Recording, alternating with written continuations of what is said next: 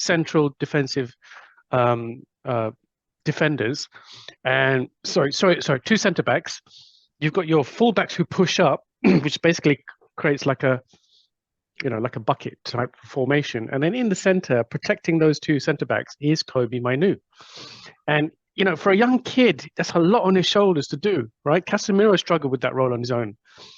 And then you've got Ericsson who doesn't know how to defend. You've got Bruno who's purely attack minded and is a creative player, and so he needs to create stuff up front. So as soon as you deploy that formation, especially with a young kid or even Casemiro, they are always going to struggle. There needs to be someone next to them to partner up.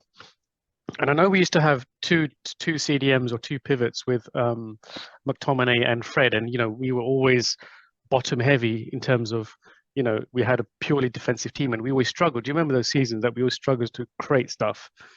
The thing is, you cannot swap Scott McTominay for Kobe Mainu. It was just a big mistake. It's a huge blunder, and he's done it, and he's cost us the game against a team that's just come up from the championship. So I'm really bemused as to the decisions he makes and the way he sets up the team, and he keeps doing the same thing again and again and again. And he keeps playing Anthony on the right-hand side, who doesn't have any output because he's also very one-dimensional. If you look at Michael Olise from Crystal Palace, if we had bought him and put him at where Anthony should play, think about the difference we would have on that right-hand side in terms of output. That guy can go in both directions. He's got amazing control. He goes straight at players. He can go in any direction, and he's got brilliant natural ability. We probably could have got him for 40, 50 million, perhaps. Or Kudus, yeah. But did you see Elise though yesterday? Oh my God, fantastic! That guy that always. Yeah, he's brilliant. He's a brilliant player. He's somebody that I actually want United to look into bringing in this summer, but we'll see what happens. Yeah, so it's just a decision of making Ten Hag, and the thing I mentioned earlier as well, that him picking fights with so many different players, he's caused a lot of dressing unrest. He thinks there's a disciplinary, which he did achieve in the first season, but second season he's completely messed it up, and I think there's no going back for him. He can't fix it. So there is sabotage. Now you want him out? I don't want him out. I'm just saying that what we can do is just manage the rest of the season with him while Ratcliffe takes over and gets his people in place, and then do a handover at the end of the season for a new manager to come in. This season is a write-off. We're not going to get anywhere in this season, okay? The players are done. He's done.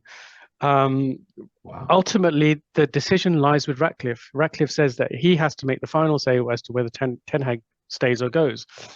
I think just keep him for the rest of the season or not.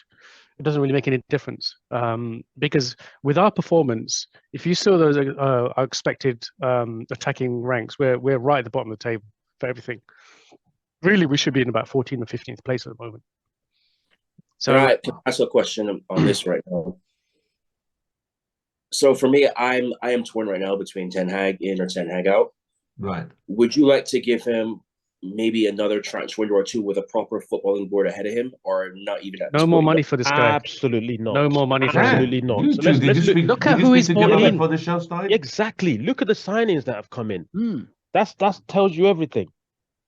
Okay, but those his first choice signings though. Yeah, those were not his first. Like you guys keep. Okay, let's look at the first. Let's look at the first choice signings then. Anthony. Oh no. Highland. Should I carry on? I don't think Højlund was. I don't think Højlund was first. It was. He wanted Harry Kane. Granted, he wanted Harry Kane. That's first choice. Yeah, but he also wanted Højlund as well to learn from Harry Kane. He wanted two strikers. He got the second one, but the ones that he did get, choice. Well, no, not second choice, but.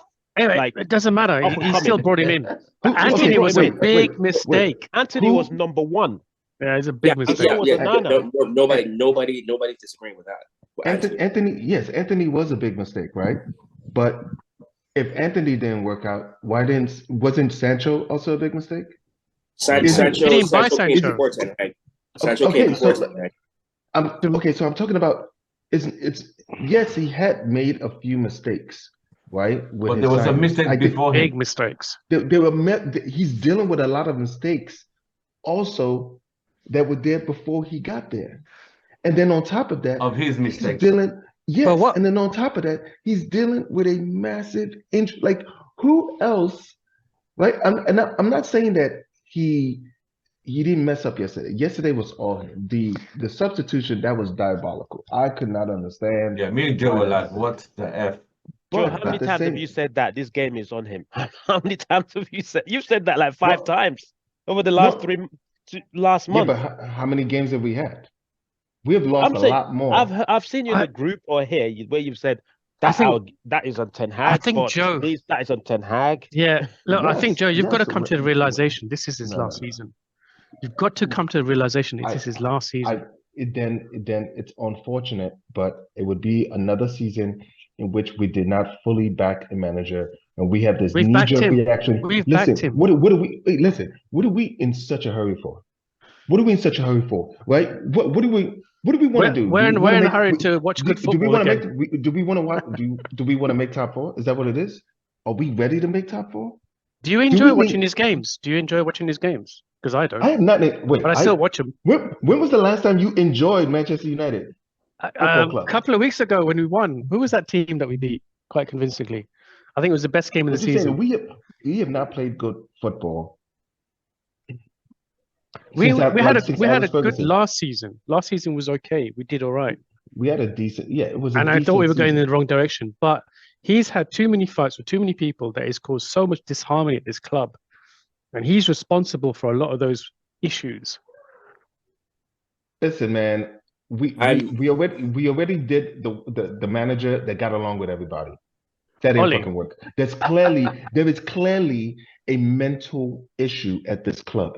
There's a professionalism issue at this club. And if you don't have a disciplinarian that can come in and lock these guys, like you can, come on, man. These players are. But management, right? Management is not just about being a disciplinarian. It's also about getting your troops to follow you. You know, to create a team. Proper people management, and he's lacking in that now. He's caused so many fights in this club. He's sidelined so many different players along the way that they don't stand by him. They don't even cheer with him when they score a goal. Okay, they don't even hug him when they've won a match at the end of it. There's no camaraderie anymore. There's no camaraderie. What is this nonsense? What is what? There's no nonsense. What is this Disneyfication of football where the players have to be hugging the manager? Like, well, you watch how Klopp and Pep do it. Because that's what we're challenging against. Klopp and Pep, man. I don't care. But you should. You should. That's how this is not a Houstonian team. This is a big club in Europe. That or used to be anyway. You know, this is not mediocre football anymore. This is a big club, and we should be challenging the likes of Pep and Klopp at some stage, and we need to get back on track. And in order for us to do that, we need to get. I want to get this point. Let Devin. Go on, Devin. So the reason why I brought up that point is because I want to see him actually fully backed all the way through. Selling players who to be sold off, getting players in who he wants as first choice. Because obviously, I give a little bit of benefit of the doubt to him with the injury sideline. Because obviously, Martinez was a huge blow to us. Yeah. I don't agree with the way he got rid of David De Gea. I don't like that. We signed Onana to be a ball-playing goalkeeper, and we're not seeing any distribution of him at all. I question that. But then again, we also have had 11 center back pairings this season. But I want to see him with a proper footballing structure all the way from the top going down. You can speak to him. You can explain your philosophy, explain the system you want to play, explain why you need this player to fit. It's not the second or third choice, the first choice in that. Let him be backed by 2 windows by that. And if it does not change by that point, then obviously he's got to go. But I also understand what Vim and Kenny are saying because he's already had some time in here to try and do it. However, with the whole thing with the sale and everything else going the circus around here, dealing with Anthony's off the field situation, dealing with Mason Greenwood's situation, I want to see him get a fair shot at it. But again, this is just my opinion. Thank you. Right. I mean, David is making solid points. It's a mess. I see where Ken and Vim are coming from. I see and I get it, but at the same time, how many times we're going to go through this cycle? How many times? That's the issue. So let me ask Devin a question. Devin, let's just say Ineos has somehow managed to raise £300 million this summer. you're saying that you will give, and you will give, based on what you've seen so far from this But guy. he'd be working with DOF at this time properly. That would be different. He'd be working with director of football. Tim can answer my question. Yeah. Okay, director of football, but that director of football will not want him to sign an Anthony. Correct. This guy, this is what we call going forward. Yeah, but that means he would sulk, because what man? Remember, with okay, it's not in the call. He would tell you with Mourinho, what we did to Mourinho is someone assumed the role of a director of football and said, "You don't want this play." The players that Mourinho wanted, they were like, "Nope, we're not going to give you these players. We're going to give you Pogba. We're going to give you this. We're going to give you that," and that tore him apart. And that, he gave up and he said, "Look, who's making these decisions anyway?" Correct. Do you know what I mean? So we then thought, okay, yeah, we've messed up. Let's get a manager and give him everything he's asked for, and we're in this position as well. So let's look at it. I mean, but we did guy. No, we did. With Anthony, the board said no, we're not going to get Anthony. We waited, and Ten Hag pushed and pushed and pushed, and then we were forced. Do you know the board only wanted to pay 60 million for Anthony, but yeah, Ten Hag pushed. Ten Hag said, "You get him at any cost." In his own words, get him at any cost. All right, so we've got him. So where's your question for me now with this, Ken? So the question: Do you like Anthony? No. Would you? Even if, let's just say we have Paul Mitchell, are you saying to me that this guy, based on what you've seen, does he have the nous to? Okay, let me agree with you then. Paul Mitchell would bring in the players that he thinks are good. Things will be that he thinks will be good for this club. Do you trust this guy to come up with a philosophy and an identity for us next season? If all the right parts are in place from structural above. Tim, you're answering for me on this. If the right structure is in place, let's be serious. The right structure has never been in place. Tim, let Devin answer the question. The question was directed to Devin. I just spoke for him. Go on. Give Devin the mic. But yeah, I was gonna say if Ineos has a proper footballing structure put in place that actually cares more about the sporting team instead of the marketing and stuff like what's happening right now, and you get proper footballing people in place where the manager would go and speak to him, and they sit down, they all on the same page, all on the same wavelength with each other, explaining this is the system that I want to play. This is how I want to play. The reason why I believe this player could fit this system. Yeah, you see him here. He plays the system in this club right now. It works well. It does not have to be the marquee world record signing like a Paul Pogba. We saw what that did. It needs to be somebody who could fit into the system, fit in well, that fits his system correctly. And if the sporting director, and all of them on the same page with Ten Hag, and they all could come to agreement on that player, see him back properly, then Ten Hag has no excuses if it doesn't work. Exactly. That's the only way it's going to work. This is a man just doing everything by himself, and they're like, okay, you've done it for then, go ahead. But that's the problem. It's not going to work. So that's why we are at this point. But I will say this: on a scale of 1 to 10, from August to December, what would you rate Ten Hag? Starting with you, Vim. August, including all the games, now. Champions League, everything. August to yesterday. I'll give him a 2. I'll give him a 2. I'll give him a 2 because he's gone completely backwards. And he destroyed whatever good progress he made in the first season. And he keeps picking fights with people. I think he's gone too far. He's gone too far with being a disciplinarian. And yes, you've got to do it, but you've got to do it with a balanced approach. And I think he's been imbalanced in the way he's been doing things.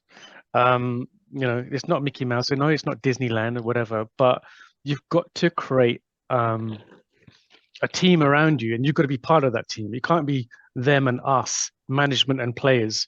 You've got to be as one to go and fight like 300 Spartans did.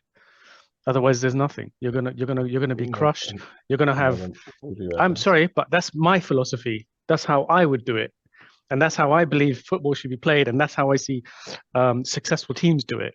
That even Mourinho would create this bubble around his own team. He's part of that bubble with his players. It's us against the world. It's us against all the other clubs. It did at Chelsea, but it works for him. It worked for him back in the day, not these days. Yeah. But I think he's gone and didn't he do it with Roma? I mean, I don't know. He's had success, good success with Italian teams as well as Chelsea. But Klopp has that Pep has that. The Thomas Frank has that. Lots of other coaches have that. And I think we had a bit of that in the first season, and I think he's undone it. He's undone it. So two out of 10 for me. Okay, I'm done. If Jose Mourinho had that, why didn't it work at United? I never said he had it at United. I said he had it at Chelsea. But you're first saying that season. He's that type of he's able to manager. create that. Yes, he's able to create that. Okay, why didn't it work here? Because he was having fights with the board and various other powers that be. Okay, Ten Hag doesn't. I don't know if he's having fights with the board. Ten Hag. I mean, all I know is that the reason he delayed signing his contract is that he wanted full control of the players that he bought, and so they gave him that power. So he says, "I want to buy the players I want for this team, and I want the backing." And how much has he spent now? 400 million, something thereabouts. So look, 400 million pound war chest is still quite a lot. There are lower league clubs in there that play better football than us that don't even have a squad value of 400 million. Right. So, what are you grading the club from August to December on a scale of 1 to 10? From everything, all the games included, Champions League, everything, from August to December. What are you going to give them on a scale of 1? Two. It's been abysmal. Wow. Devin? Don't be shy. Yes, I think 2.5. Wow. I'm trying to sit here and try to give him any benefit of the doubt. The only thing I can give him is injuries, but the man management and seeing some of the in-game changes, things like that, it's not good. And he got a little bit of credit after what he did in the first season, but now you got to see how to build on from that. Now, I still don't believe he was fully back on the second. Sorry, window. The ones on the side. I don't think that he was fully back in this last summer window, and then the injuries also just really messed up his progress. But yeah, it's even with that, his in-game decisions need to be better. So yeah, 2.5 for me. Joe? I'm gonna give him a 3. Yeah, he's had to do. I can't believe it, Joe. Listen. I'm even pushing towards 4 because if you put down a list of all the things that this manager has had to deal with in a single season, this is wild because we just like to just dismiss all the stuff that he's dealing with as a manager. There are processes. Like if he had a blueprint of how this season, the kind of style of play that he was going to implement this season, right? You can point out all these different things that happened this season in which that would have made that extremely difficult. We lost 3 freaking left backs, right? We got Dalot, we got people playing out of position, and we have people that we were supposed to depend on last season really stinking it up this season. And all of them, regardless of that, we're still looking, we are exactly the team that the board put together. Yes, there were mistakes that have been made, but there was a lot of progress. We needed defensive midfield. I will say, yes, Ten Hag has made some mistakes as well, but I'm ready to close the chapter on a lot of other folks at this club before I see it with Ten Hag. So that's all I'm saying. So what did you give them on a scale of 1 to 10? On a 1 to 10, Ten Hag, I'll give him a 3.5. But the club in general, the club gets a 1. Ken, the team performance from August to December. Oh, the team performance, including all games, every game included, Champions League, everything included. It has to be a 2. That's the most you can give it. We've lost 50% of the games so far. It's Tim. Come on. I mean, David Moyes. I didn't say anything. Yeah, let's call a spade, right? Let's call it. David Moyes was at this point doing a lot better than Ten Hag when he got sacked. Are we really comparing the teams? I'm just saying, our standards have dropped. And for people that say, let's keep the manager, let's not sack managers, our standards are, by the time we know it, we're going to be like, oh, we're not being relegated now. So at least we have continuity. Yeah, we've had the manager for 5 years. Yeah, but we finished 15th. So because we haven't sacked the manager, we're doing well. We have to look. My philosophy for United now, knowing how the players are, is let's give any manager coming in now 18-month contract upfront with an additional 18 months based on performances. Even players, mate, 2 years. Yeah, max. Even players coming in 18 months, 2 year. If you don't want to come, bye. We don't want you. All this, let's go all out and get this manager. Let's go all out. It's not working. So let's reward success and not reward failure. Because at the moment we're rewarding failure. And we're saying, okay, this manager is there. Okay, we don't want to be seen as a sacking club, but we're watching something and we're, it's ruining. Our Christmas got ruined. Now New Year's. Right. Any got questions? 2023 is done. Tim, how do you rate it? I'll give him a 3. 3. Yeah. It's that bad. You can't concede the same goal every game. Come on now. It means what are you working on? No, I mean, so that alone is like, do you guys watch the videos? Do you watch the corrections on it? It's just stupid. It's just stupid. I expect that from a championship team, not him, not this club.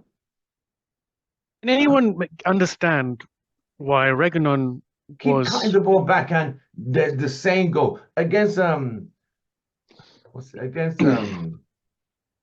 did we play? Who did we lose at home 3-1 to?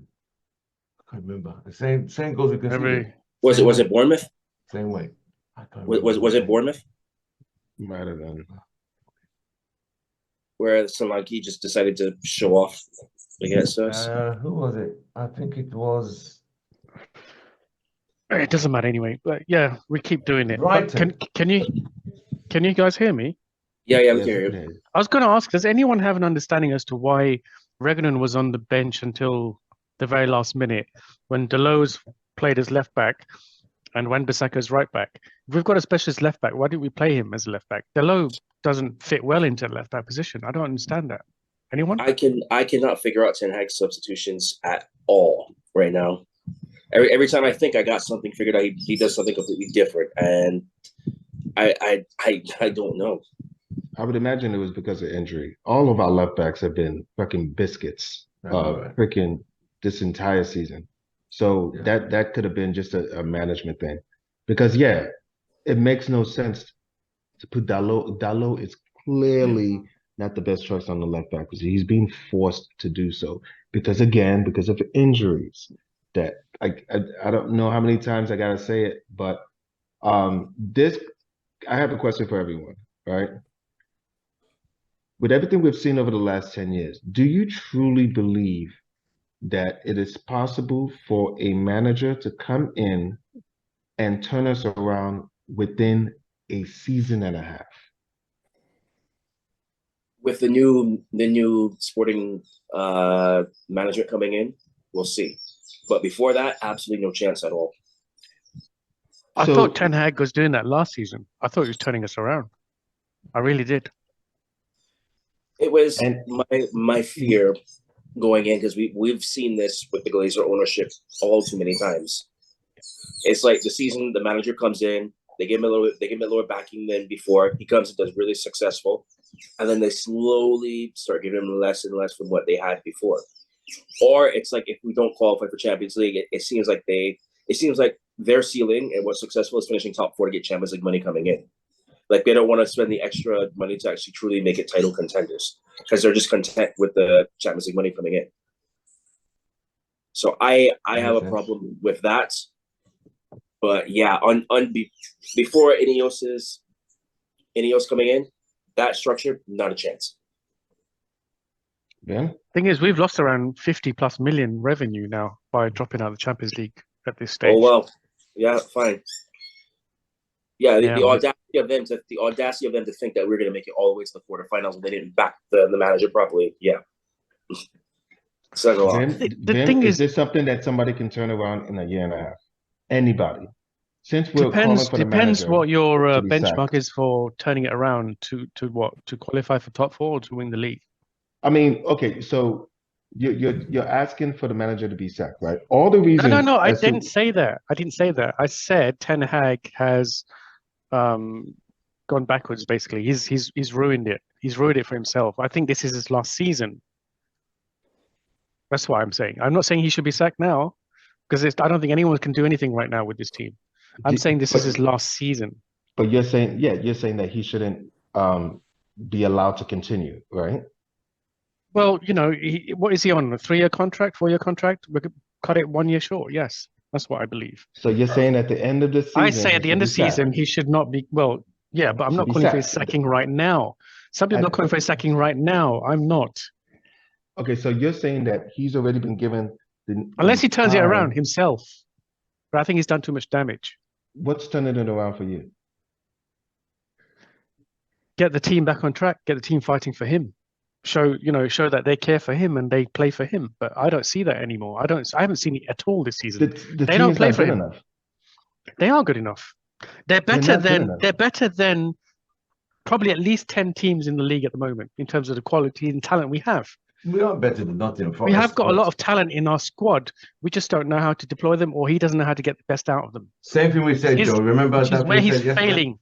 That's where he's failing as a manager. He can't get the best out of these players. We've got a lot of talent. Do you know one thing where I think he's failing a lot right now? Has not ID'd a leader on the pitch, whether that's to bringing in somebody to be that way or develop somebody from the current squad. And I feel like that's going to be a very big downfall for him if he sticks on. Because, like, for example, we all know that Roy Keane and Sir Alex now don't see eye to eye. However, when they were together, they put that aside because you know what? It could be like the one who was on the pitch there who could inspire the others on the pitch to keep on step up, keep fighting, keep doing that. You see this all the time now. The players now, it's like they just sit there and blame each other. Nobody takes initiative, say, hey, come on, try harder. Come on, track there. Do this, do that. One thing was very damning to me. I think it was the last match or the match before.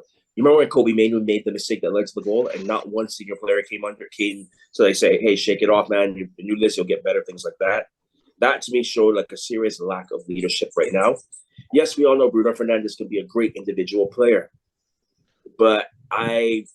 And yes, he can rally when things are going good. But when things are going bad, it's like everything just completely unwinds.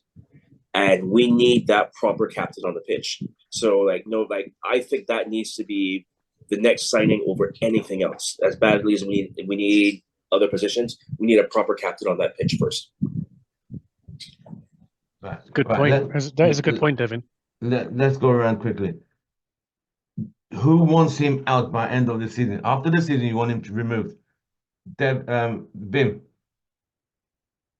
That's a yay. Devin? No for me. Joe? No for me. Ken, is he still with us? I would say let's just go with no a no for me Ken. either. I'll say no. Yeah. I think if we put the right structure in place, yes, it hurts whereby he cannot provide these guys with a system that could beat Nottingham Forest, the likes of Bournemouth. It's embarrassing. It is just embarrassing. And it hurts, especially the defense. The cutbacks is just so embarrassing. Like, you could cut that, you could show the videos and you could 7 different games and the same goals conceded. Like, come on, what do you learn? That alone is like, what are you working on? What do you guys work on? You know? Ken? Sorry, ask the question. Sorry, I'm juggling 2 calls. What was the question? So yeah, Ken, go on. What was the question? I'm juggling 2 calls. Hold on. Guys, what was the question? Would you like to see Ten Hag out by the end of this season? Oh, I want to see him out now. Okay. Yes. So, I want to so see what him we out assumed was your answer. Cool. I want to see him out now because nothing's going to change. Whether we bring in as even whether we get miraculously all the players come back fit and ready to go, we will go to teams like Crystal Palace away, West Ham away, Fulham just beat Arsenal. Fulham, there's no way we're going to beat Fulham away. No chance. The last time we did it, it was last minute goal counter attack. We cannot win away. When was the last time we won an away game? Does anyone remember? At Old Trafford, where it's shipping in. Burnley. It's not, basically, this is the worst it can get. It's not going to get any worse than this. Right. You know, I so think it can get a lot worse. pull the plug. We haven't got anything to lose, guys. All right. Any last words, Vim? Any last words for the year for Man United? Well, you know, whatever decision Ineos and Ratcliffe make, please do not bring Graham Potter to the club. I do not want to see him. I was at some Christmas drinks, and met with a Brighton fan, and he's very, very happy with De Zerbi, but he said that, you know, Graham Potter is a hero at their club, but they wouldn't take him back. And I asked him, well, do you think he would fit well at Man United? He said, absolutely not. It would be a big mistake. And I know I've always felt that myself, and I'm sure you will agree. So I just hope, No, big mistake. you know, yeah, we don't want him. So, you know, if Ten Hag can turn this around, I don't think he can. Even if we clears out most of the players, I think one of the biggest problems for Ten Hag is Rashford. I think Rashford is sabotaging the team. But you know, the fact that he sanctioned the renewal of a contract shows a real lack of judgment of character. You know, because he scored a lot of goals first season, then he sidelined his mate Sancho. What does he think Rashford's going to do? Rashford's going to stand by his mate. You know, Sancho's there, still in the sidelines, and going to parties. Going to parties. That's right. He was dancing with some women. Dancing with a woman called. He went to the club when the fans were fuming. Yeah, so I think Rashford has down tools with Ten Hag. So he would need to get rid of him. Get rid of Rashford, right? Yes, he needs to get rid of Rashford. Rashford is definitely sabotaging the team for for Ten Hag. So he's one of the players that has rejected him. I think Maguire, obviously, the way he's treated him. Yeah, Anthony has been a big blunder. Anana's a blunder. Mason Mount, where is he? Wait, you guys, you really put Maguire in that? Because yes, it seemed like the relationship would have been a bit sour, but I thought Maguire had a pretty good response to the whole situation with Ten Hag. Yeah, you know. I think he's thinking about his future. I think Maguire's thinking about moving on, and so he needs to show that he's a good defender. I don't think he cares about Ten Hag. My opinion, I don't think he cares about Ten Hag. I think he knows he won't get a better contract. Yeah, this is his biggest contract. So if he loses this better team, exactly. So if he loses this contract, fighting for his place. He's going down. You know, his reputation is tarnished anyway. All right, Devin, last words. Well, I think I made my big point with needing a captain, so I will stick by that. Can you identify one, do you think, in the team that could be the captain?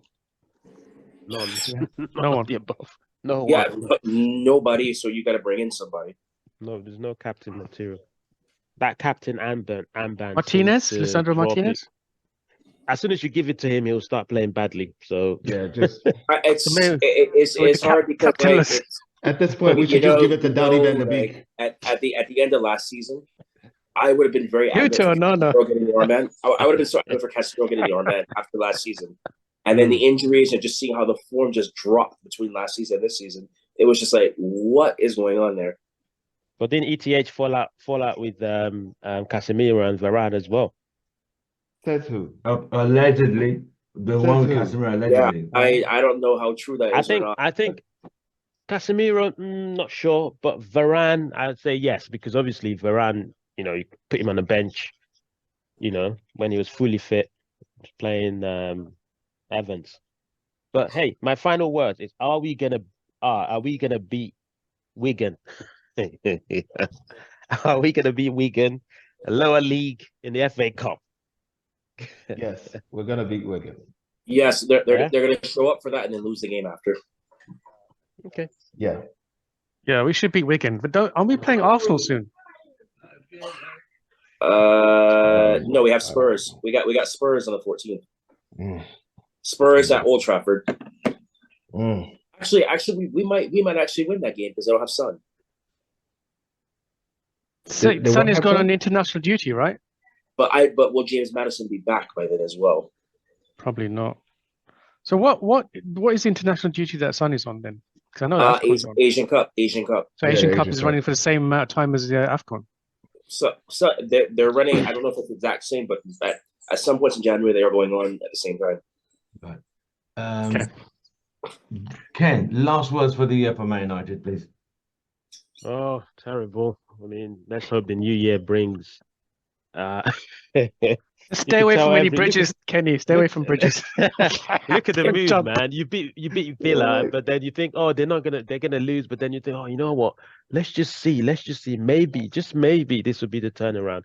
Bruno Fernandes went asked after the Villa game on Prime Videos, like, I can't say we're not. This is gonna be the turning point, because every time I've said yes, we haven't done it. So let's see. Yeah, he was honest. Let's see. And the let's see is no, can't do it. Can't do it. Yeah. But we know, can't. I think we know who we are. The players know who we are. And it's clear that I think there's some players that feel like we need help player-wise in that team. And that's what a lot of these, because I think there's a lot of players that do not have confidence in their fellow starters. And everybody might have an idea of who needs to come in. I'm sure the majority of the starters think we need to replace Anthony, right? I'm sure they're looking at the way he plays. I'm sure there's a majority of the players that want McTominay to be out that squad, right? But obviously they're not going to say things like that. It's not their call. I think until we start seeing certain players, and this is on Ten Hag, this is going to be on Ten Hag, because it's clear you could put a wet blanket on the right side. That wet blanket will produce more than Anthony would. It's like we've seen it with Garnacho, got 2 goals off the right side. This last game got an assist off the right side. Let's get Ahmad in there. He was much better. If the kid can stay healthy, we have the pieces. It's just like with Ten Hag, he needs to let go of some of these like stubbornness that he has. The adults are not allowed to use the children's toilets. I was watching an Hollywood movie. So please, anytime you are. I'm on another call as well. It's not football, another church-related call. But yeah, so what was I gonna say? I'm just saying about number 7. Yeah, go on. Bruno, it's looking like he feels like we might need help, right? Do you think if we got the right players, right? It doesn't have to be $1 million sign. You can see with Ahmad, you don't really need to go that pricey to get key players to play Ten Hag football. Ahmad was pretty pricey though. 40 million. I mean, in this market, do you see us getting, if Ahmad played the way he played at Sunderland, right? Do you think we would be able to get Ahmad for just 40 mil? Or would we end up spending 60 mil for Ahmad? Knowing United, we'll probably pay about 65, 70. Right. Yeah. Sorry, so right now it looks like a deal. I have one more question after you guys finish, because you just reminded me of something with that. Right. Yeah, so my last question then, final question is, why do we as fans know more than the manager that's paid £7 million a year? I'm not saying we know in terms of like we can see stuff before it happens, but the manager that we pay £7 million every year does not know or see what we're seeing. I think he's entangled in the mess, where there's weird dynamics going on in the dressing room, in the club, with the players, stuff like that. He's so entangled that he can't see the perspective that we see. That's one view of it. I agree with him. I agree with him. The perception is completely different. It's kind of like the way we see the game from the top view, right? And then the way the players experience the game is completely different the way we experience it. Where we see somebody wide open on the left side, that player may be 5'9". He's not gonna be able to see that person, So I think that's what it is. We're seeing things that Ten Hag, it's not even in his he can't even see that. But that's what he's paid to do, Joe, though. That's what he's paid to do. But there's a lot of people, but that's the thing with this club. There's a lot of people that are being paid, that have been getting paid to do their job, and they're not doing it well. This is not just Ten Hag, right? Ten Hag he's the last one that got there, but we've seen it with certain players. We've seen it with management. There are many points at this club in which the manager has been failed, right? And I feel like if once we fix those things, then we can start seeing managers being successful in being able to implement their style or whatever. But until that happens, we're just going to keep having the same conversation year in, year out. The other thing as well, do you remember all those times we were conceding at the back post? I can't remember who it was against. It might have been Arsenal and then another team. That the back post wasn't being marked because we stick with zonal marking, and a player was peeling off in the back. I think Rice did it once, and he scored. Another player did it against Arsenal. And there should be additional coaches next to Ten Hag who are picking up on this stuff and saying, "Look, Eric, we're constantly missing the man at the back post, and we need to pick him up." And it's not being addressed. He's not listening. I think he's not. I think he's stopped. You look at the picture behind you. He just looks like a typical stubborn guy that does not listen to anything but his own idea. You know, and I think his idea is completely lost he does not listen. Guy. Wait, did Alex Ferguson seem like the type of manager that everything he did, he sent out a survey to get everybody? Oh no, he did. Yes, towards the latter, he brought in Carlos Queiroz. Carlos Queiroz was the reason why we won that Champions League, and as well as Rene Mullenstein. He was. Yes. Remember, it was Paul. It was Brian Kidd. Then it was Steve McLaren. Then he realized that the game has changed. He was still trying to play the 80s football. Then he brought in Queiroz, and Queiroz modernized everything. He was able to communicate to Ronaldo. You know, modern counter attack. He was the one that when we had Tevez, Rooney and Ronaldo, it was all Carlos Queiroz to play that way because Fergie was used to playing 4-4-2 wingers, Beckham and Giggs whipping the ball in, and then Rene came in as well. Yeah. Okay, so did Sir Alex Ferguson get those guys within the first 2 years of his tenure at United? But he listened. No, he was always Fergie was even when Steve McLaren was. He was always talk. Whenever you seen Ten Hag like trying to nod in his head, his assistant's trying to tell him stuff, and he's looking at the iPad, and he's like. I see I see him talk to that other bald guy all the time. But does he talk to McLaren? Fergie was always talking to everyone. Sometimes Fergie would sit down and McLaren will actually stand up. McLaren would stand up and do the in-game management, and Fergie would sit back. It would until Fergie sees something, and he will rush out and tell McLaren, "Go back, you effing." It's like watching. That's what managers do. It's like watching a series of the Eggheads. I don't see that happening to Pep. I don't see that happening to Klopp. I don't see that. Like we can't just take parts of how everybody else is doing something and then just say if our manager's not doing it, then he doesn't know what he's doing. I think. Why does he only rely on Van der Gaag though? He doesn't seem to be taking any advice from anyone else. You don't know, but you don't know that. We're not there. We're not there. In game. No idea. We never see him talking to the others. We only see him talking to Van der Gaag. It's like two eggheads. Just this egghead and one other egghead. I want to get my question across as well. Go on. We're rounding up. Go on. What are we doing with Mason Greenwood? Are we bringing him back? Boy, I wish we could bring him back. And if not, what price are we accepting for him? We should bring him back. But the powers that be in English media, they probably don't want him back, and all the women like Rachel Riley don't want him back. All the female Man United supporters and the female staff don't want him back. And if we can't have him back, this is a player we should make the biggest profit on ever, apart from Ronaldo, perhaps. Not ever, but in recent times. Obviously, Ronaldo was a huge profit. This is a player that we can make a lot of profit on. If there's any people have got some astute business now at the club, this is the guy to make some money on because he is playing like a man possessed. Well, he's playing decent, right? I think there would be too much of a circus, and the people that don't want Ten Hag, the people that don't want Greenwood back at the club is not just limited with those fans that have ovaries. I do not want Mason Greenwood. I'm watching the kid, right? But it's just going to be too much of a circus if he comes back. Plus, we already have other guys on the right side. If Greenwood comes back, we have to immediately sell Palestri or Ahmad.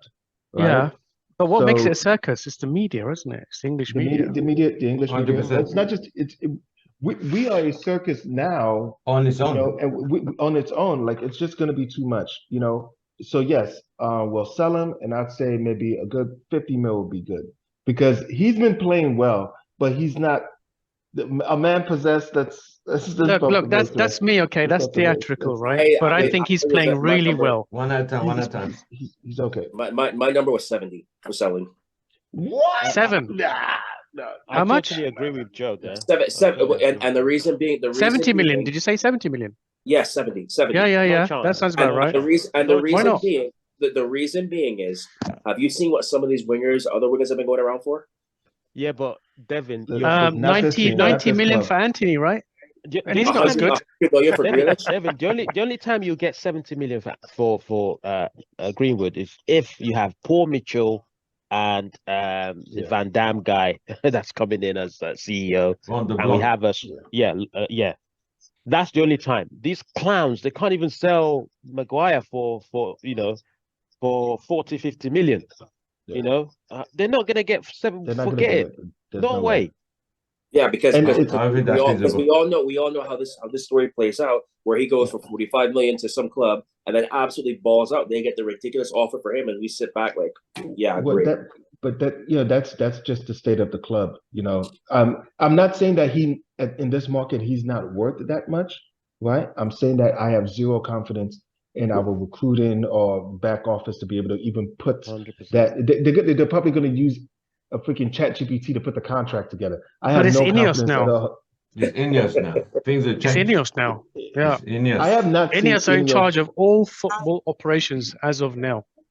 Yes. So we have to see how well they can do in the transfer market and how if they can cash in on these players.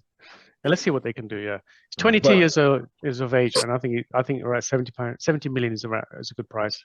How many goals has he scored so far? How many goals has he scored? I think it's. Let me check. About 7 or 8.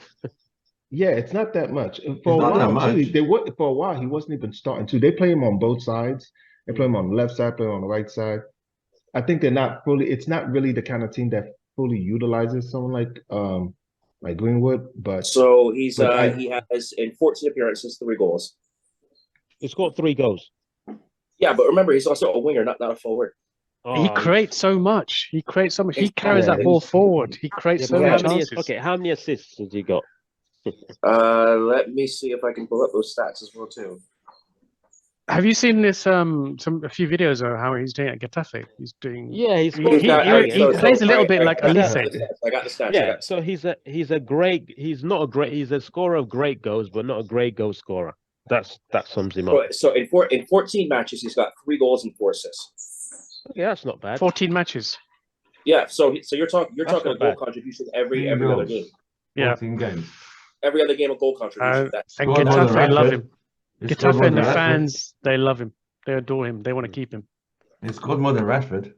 Yeah. Yeah. Right. Well, this is our last show of the year, and it has been an absolute pleasure working with all of you. And we will be bigger in 2024. Probably going to get a new platform and get bigger. But I want to thank the UK crew. We're missing a few today, but the ones who are here, I'm going to thank Vim. I thank you very much. Tell your assistant, Princess Sienna, I thank her all the best and wish her a happy new year. Mr. Fortress, the fortress has crumbled, but we go again all together. My ambassador, all sunny Barbados, making me feel even like, oh God, this guy, please. Thank you very much. Devin always gets the shortest notice time on the meeting, and I do apologize. And he still makes it up, but I appreciate you, brother. Joe, my able assistant. Oh, what can I say? We rock together, we're watching it together, and he said, you're gonna score in the 68th minute. And they scored. 63rd. So 64th. that's where we are. Coming. Let me hold on one sec.